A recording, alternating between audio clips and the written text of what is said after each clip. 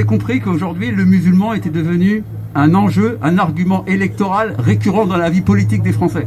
Le musulman a toujours été mis en avant pour éviter bien souvent de parler des crises que subissait notre pays. Et en ce moment, on est en plein dedans.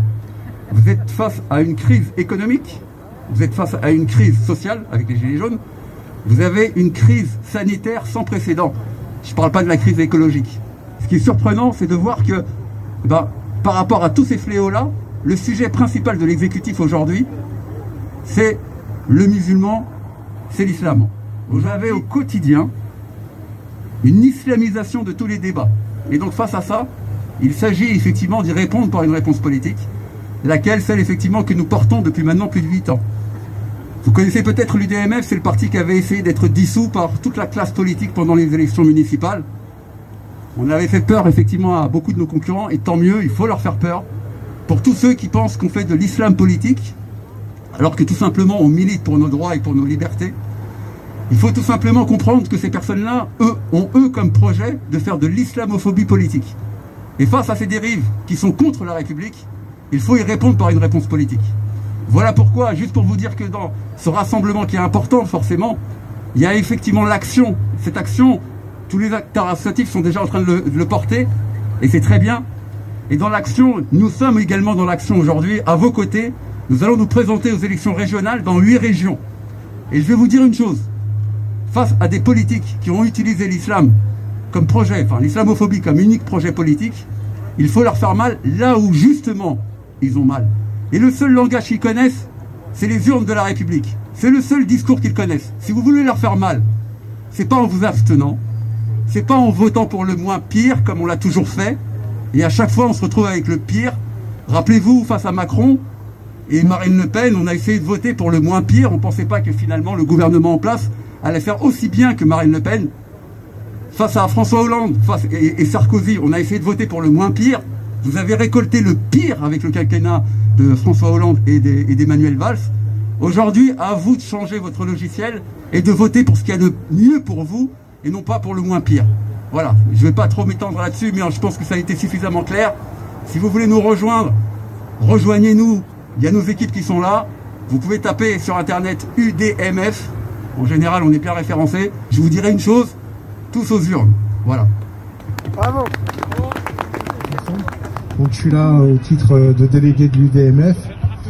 Je pense qu'on n'a pas assez parlé de l'action politique qui doit être essentielle dans le fait de pouvoir changer les choses. Alors pour être court, pour moi le séparatisme n'existe pas. Le séparatisme que je connais en France, c'est celui des élites. Les musulmans vivent bien dans ce pays. On est quand même une communauté qui est présente en France depuis quand même plusieurs dizaines d'années. Je constate qu'aujourd'hui les gens qui nous en veulent pour des histoires tout simplement, c'est quand même des gens. On est dans un quartier aujourd'hui où j'ai vu hier par exemple que des femmes qui étaient nounous, des femmes qui sont femmes de ménage portent tous le voile. Pourtant ça n'empêche pas les gens à un moment donné d'être contre ces personnes-là dès qu'il s'agit d'avoir des postes d'assistante de direction ou d'avoir des postes qui sont un peu plus intéressants. Donc là je ne sais pas ce que je peux dire de plus parce que je pense qu'il y a eu des intervenants qui ont été très intéressants, je pense que tout s'est dit. Moi, le seul reproche que je veux faire aujourd'hui, c'est pas seulement au gouvernement. Je pense que là-dessus, on est tous d'accord. Il y a une politique islamophobe qui s'est mise en place et à mon avis, qui va aller crescendo. Si je suis là aujourd'hui et si j'ai envie de prendre la parole et si je me permets de le faire, c'est juste pour pointer du doigt pour une fois en 30 ans de militantisme, je veux pointer du doigt ma communauté. Je veux pointer du doigt cette communauté qui est absente politiquement. Je veux pointer du doigt cette communauté qui est absente aussi aujourd'hui. Et c'est aussi ça qu'on est en train de payer et qu'on va faire payer à nos enfants. Je pense qu'un jour, il va falloir rendre des comptes à nos enfants. Je pense qu'un jour, on va plus pouvoir leur transmettre rien du tout.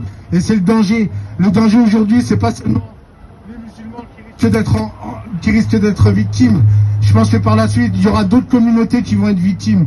Et les premières visées sont les quartiers populaires. Je crois qu'il faut absolument mettre l'accent sur l'action politique. Pendant trop longtemps, on a été absent de tout ce qui est le paysage politique dans ce pays. Même au niveau local, il suffit de voir les les associations de logement, les associations de locataires, où on voit que les gens qui sont en majorité dans ces immeubles sont absents. Et c'est révélateur parce qu'aujourd'hui, ni à l'Assemblée nationale, ni dans les conseils généraux, il y a de personnes qui se lèvent pour prendre la parole. Je crois que c'est ça qu'il faut changer aujourd'hui. Et c'est ça qui dérange vraiment le gouvernement. La loi sur le séparatisme, cette loi qui vise aujourd'hui à pointer du doigt les musulmans qui feraient de la politique, parce que c'est comme ça qu'on le traduit. Je crois que cette loi vise aussi un jour à nous destituer de nos droits fondamentaux, qui sont ceux aussi de pouvoir voter et de changer les choses. Aujourd'hui, il faut absolument sortir de ce carcan et faire en sorte d'avoir des gens beaucoup plus investis en politique et se bouger, se réveiller. Voilà, c'est tout.